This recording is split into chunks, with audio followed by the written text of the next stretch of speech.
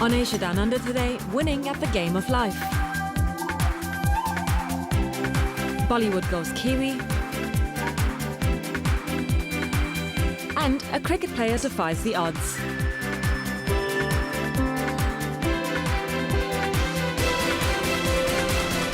Hello and welcome to Asia Down Under. This is Blind Week, and later in today's episode we bring you the amazing story of the blind cricketer Praveen Shankar. But first we head off to Queenstown to meet the man behind the award-winning holiday haven Millbrook. Here's Jasmine Miye with that story.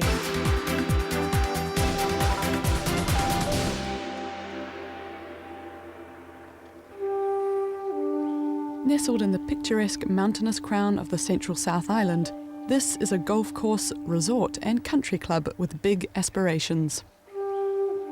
5 minutes drive from Arrowtown and encircled by the stunning snow-capped peaks of the Remarkables, Coronet Peak and the Crown Range, Millbrook is a 250-hectare property used by well-heeled paying members and visiting public alike.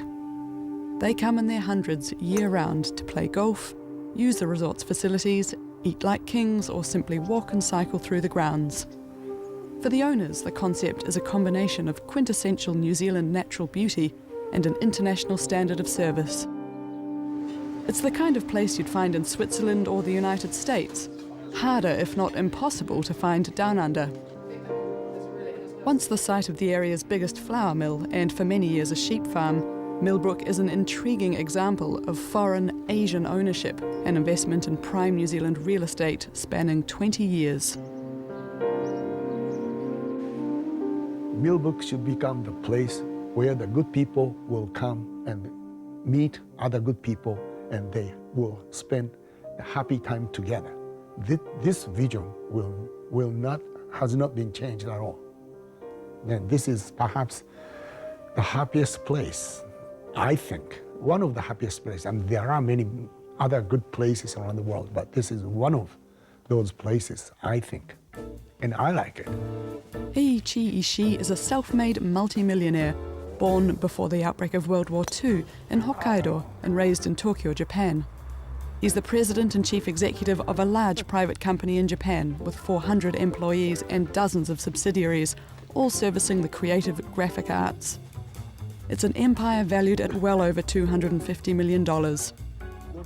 Millbrook and New Zealand are what others would call a diversion. For Ishii, it's something else.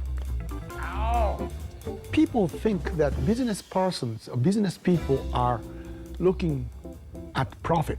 Yes, if the Millbrook is becoming known as a very good place to go by good people, that's what I want to see. And then I feel I made a success. And fortunately, our company is private company, not public.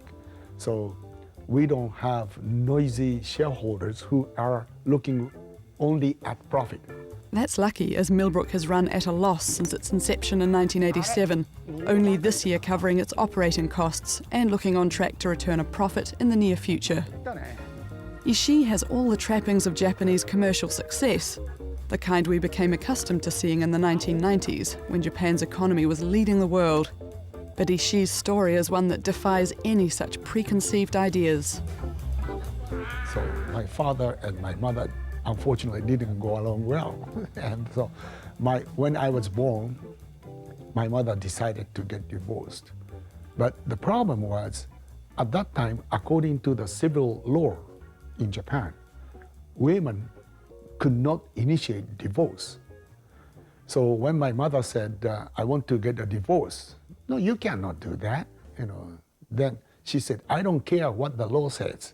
If you do not allow me to get divorced, then I will jump into the ocean with this little baby, which was me. And so my father's family had a discussion and then said, well, unless we give her a divorce, then there could be a family tragedy. And so she got divorced. Fusako Ishii, extremely unusual for the time as both a solo parent and a working mother, joined her own mother's art supplies business and over the years expanded it from 1 or 2 shops to 4 or 5. She was a hard-headed businesswoman and a strict disciplinarian. One time I was involved in traffic accident where I was kind of thrown out by bus, and then my tricycle was completely damaged. And as a result, my mother gave me a punishment. And can you see the scar here?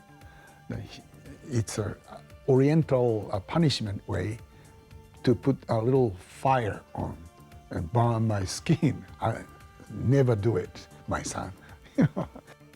One day, school teacher called my mother, me together, said, your son don't study hard enough, so he has to get out of the school.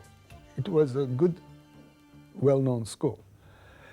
And then I expected my mother would say, well, please give another chance. But she said, well, I tried, but this boy will never listen to me. So he's going to decide his future.